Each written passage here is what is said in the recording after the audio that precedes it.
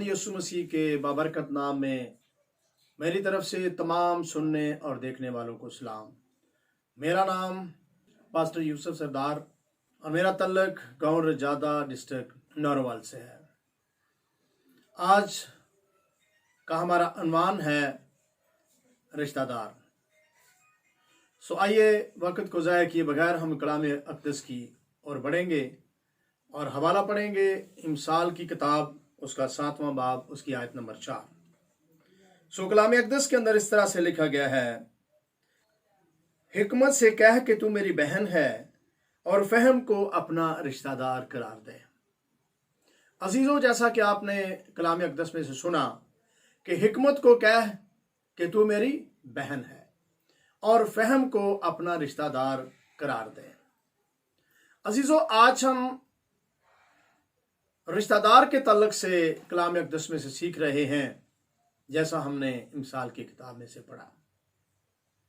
इस दुनिया के अंदर जो कि बड़ी तेजी का दौर है और बड़ी तेजी से लोग रिश्तों को, नातों को भूलते जा रहे हैं, क्योंकि इसको साइंस का दौर कहा जाता है। कलाम के अंदर लिखा है, होशिया नबी का सहीफा उसका 11वां बाब उसकी आयत नंबर 4। सो लिखा है, मैंने उनको इंसानी रिश्तों और मोहब्बत की डोरियों से खींचा। मैं इस आयत का इतना ही हिस्सा रीड करूंगा आपके सामने, क्योंकि ये हमारे आज के इस मौजू के मेन मतन को यहां पर मुकम्मल करती है। खुदा ने कहा कि मैंने इनको रिश्तों और मोहब्बत की डोरियों में क्या किया है? खींचा है। ये सारे रिश्ते जो इस जमीन पर हैं, माँ बाप, बहन भाई, चाचे, इसी तरह जितने भी रिश्ते हैं, वो सब खुदा ने हमें सिखाए हैं और ये कायम है। हम इनसे मोहब्बत करें, इनका एहसास करें, इनका ख्याल ना करें या करें, ये हर इंसान की अपनी समझ और अकल के मुताबिक है। लेकिन खुदा का कलाम हमें यह बताता है कि हम इन रिश्तों को निभाएं, इन रिश्तों का हम लिहाज करें, ख्याल करें, इनसे मोहब्बत करें और इनको कायम रखें। जिस तरह कलाम के अंदर लिखा है, तू अपने माँ और बाप की इज्जत करना। तो जहां ये हुक्म है, ये कलाम है, तो हमें इन रिश्तों की पासदारी करना चाहिए, क्योंकि ये जिस्मानी रिश्ते हैं। लेकिन खुदा इंसानों के साथ सिर्फ जिस्मानी रिश्तों को ही जोड़ना नहीं चाहता, बल्कि वो चाहता है कि खुदा इंसान के साथ अपना एक रूहानी रिश्ता कायम करे। और उस रूहानी रिश्ते को कायम करने के लिए खुदा ने अपने बेटे यीशु मसीह को इस जमीन पर भेजा। और इसी तरह हम देखते हैं कलाम अक़दस में से यूहन्ना रसूल की मार्फत लिखी गई खुशखबरी उसका पहला बाब और उसकी आयत नंबर है 12।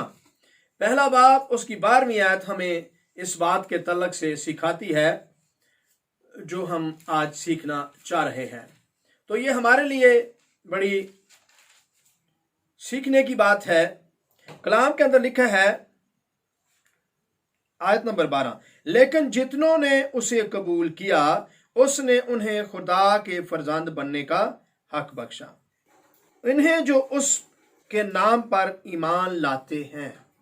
उन्हें जो उसके नाम पर ईमान लाते हैं, उनको खुदा के फरजंद होने का हक बख्शा है।